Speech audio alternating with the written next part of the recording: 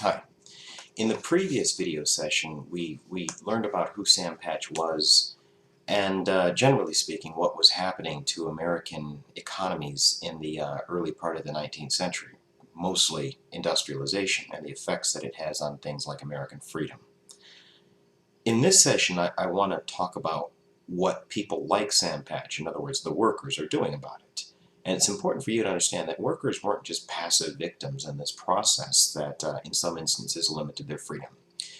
I'm going to give you two examples, concrete examples from Sam Patch that I think lend themselves well not only to this discussion, but also to what people like Seth Luther, people like Alexis de Tocqueville, people like Harriet Martineau bring up in your online readings. Think about what you need for industry. You obviously need space. You have to have land to build that factory. Where does that land come from? Now, obviously, I know that you can pay for land and you can own it, you can possess it and whatnot, but there are certain things that are at least perceived to be public amenities, public goods. Think about something like a forest or a waterfall or something of that sort. There's this general idea that you shouldn't be able to fence something like that off. Well, that's exactly what people were trying to do in the early republic in the United States. Let's give an example. Flip to page 43 of your Sam Patch text. On 43, you're introduced to a guy by the name of Timothy B. Crane. He was an entrepreneur. He was a rich guy, and he had an idea, and really what we would call it is an amusement park. He called it a garden, but let me read it for you. That first full paragraph that begins, "A builder and sawmill owner," that's on page 43. Read along with me. A builder and sawmill owner named Timothy B. Crane had bought the forested north bank of Passaic Falls in August 1827. In September, he turned it into a commercial pleasure garden, amusement park, announcing that he would reshape the forest in the name of material and moral progress. Well, that's all fine and well, but there's two problems. One, he's charging people to get in. He's privatizing it, he's commercializing it, and he's changing the land. He's altering the land. Two, you need to understand that area was where people like Sam Patch learned how to jump off of waterfalls. And in short, they saw it as a form of recreation, and that area in particular was an area that should be open to all people. So when Timothy Crane comes in and says, "I'm going to do this," there was a pushback. Now, how does Sam Patch push back? Well, think about the title of the book for a second, Sam Patch, the Famous Jumper. He jumps off of the waterfall at Passaic Falls. This might sound stupid to you. What does that have to do with the institution of protest or the process of resisting a guy like Timothy B. Crane? Well, the answer is everything. When Forest Gardens opened up, Timothy Crane pulled out all the stops. He spent a lot of money on the ribbon-cutting ceremony, and there was a great big huge turnout. What he was trying to do was drum up interest and support for this new endeavor that he was trying to pursue, and Sam Patch was right there to steal his thunder. Sam Patch arrived in the ribbon-cutting ceremony, and if you read page 45 to 47, you'll have a much better background here. Look at the last sentence right before the paragraph that begins, "It was a straight 70-foot drop." On page 47, there's a sentence, the upper middle half of the page, that begins, "For there was Sam Patch standing erect on a rock at the edge of the cliff. Sam spoke to some of the people near him, then he jumped off." What he's talking about there is right at the second that Timothy Crane was getting ready to cut that ribbon, there's Sam Patch stealing his thunder. So let's push on. "It was a straight 70-foot drop to the water below, and Sam took it in fine Pawtucket style. At the end, he brought up his knees, then snapped them straight, drew his arms into his sides, and went into the water like an arrow.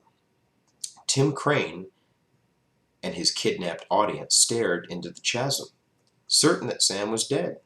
But in a few seconds, Sam shot to the surface. The crowd cheered wildly as Sam sported in the water, paddled over to Crane's log roller, took the trail rope between his teeth, and towed it slowly and triumphantly to the shore." Now, what does all this mean? Well, if you ask the author of Sam Patch, later on, that last full paragraph there, at its simplest, Sam's leap at the Clinton Bridge was an act of vandalism. He was trespassing. But if you go down toward the bottom of that page, the sentence that starts out, but the crowd applauded, Sam's leap, and the leap survived in the folklore of Patterson as an admirable performance. Something, it seems, had prepared the people of Patterson to enjoy Sam's assault on the festivities of Timothy Crane. Now, in my opinion, what he was doing was he was saying, hey, we don't want your progress, right? It's great that you want to commercialize this area of Patterson and make money off of it, but it shouldn't come at the expense of everyone else. So what he did was he did the best thing that he could, and he stole Timothy Crane's thunder. And while everybody was watching Sam, nobody was paying any attention to the ribbon cutting ceremonies. In short, it was a pushback or a form of resistance. Okay? Now, on page 51, the very top sentence of page 51 is another good bullet point for evidence. The attack on Forest Gardens was an early round in the contest over recreational space in industrializing America, a contest that regularly pitted the noise and the physicality of the working class recreations against the privatized, contemplative leisure pursuits of the middle class. So it's a class struggle. It's a byproduct that came with industrialization. Again, it's a potential problem, if you will. I want to share with you one more example before we move on to the final topic here. And to do that, I want you to flip to page 67. Flip to page 67, 67. Obviously, a factory thrives when everybody is doing a very specific job at peak levels. The entire purpose of factory work is to order the work process in a way that makes it most efficient. In that respect, factory labor is very, very regimented, meaning that there are a lot of rules, and people that don't follow those rules generally get in trouble. Many of you may have jobs in which this is similar. For example, my first job was in the fast food industry, and it felt exactly like an assembly line, and there were very specific rules for me. Anyway, I want to share one of these new rules that the factory owners of Patterson were imposing on people like Sam Patch. Right in the middle of the page there, it starts out, notice, the subscribers hereby give notice to their workers and others that after Saturday, the 19th July, 1828, they will stop their mills and factories at 7:30 in the morning for breakfast and at 1 p.m. for dinner. He means lunch. This arrangement we consider will divide the day in a more equal manner than heretofore and prove of advantage to the workers. Now, without going into a lot of detail, generally speaking, what you see there is time coming off the lunch hour. They were shortening, they were making smaller the lunch hour. Let me explain what I mean. That last full paragraph on page 67, in the mills, it starts out, in the mills, Sam Patch. In the mills, Sam Patch and the skilled Englishmen who were his peers read the proclamation and thought about it. It was only a small change in the routine of the working day, but a little reflection revealed what the bosses were trying to do. Signers of the decree owned all but 2 of the town's cotton mills and many of the foundries and factories. The new rule changed the lunch hour for nearly half of Patterson's manufacturing wage earners and for many more than half of the job-holding children. In short, it was limiting people's freedom. And Sam Patch says no.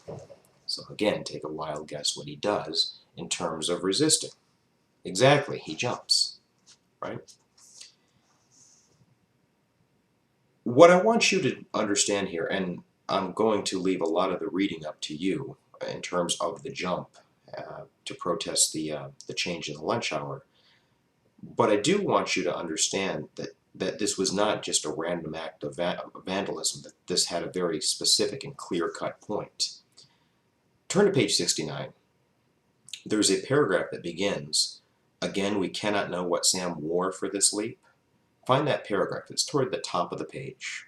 Again, We cannot know what Sam wore for this leap, but it is likely that he jumped, as he did in future leaps, in the white shirt and pants that were the parade uniform of the Patterson Association of Spinners, what he did for a living.